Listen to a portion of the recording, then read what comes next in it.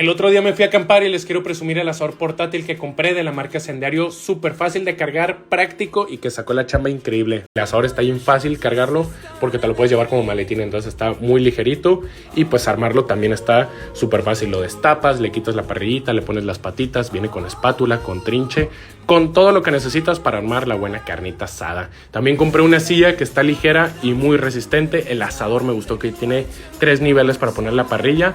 Nomás le pones el carbón, te viene con todo y ya que disfrutamos de la tarde y de la naturaleza, ahora sí armamos unos buenos ribeyes. Aquí le pusimos el carbón, fácil, te caben 4 cortes, está también fácil de limpiar el asador, eso me gustó y súper práctico para llevarlo cargando. Así que les dejo toda la info.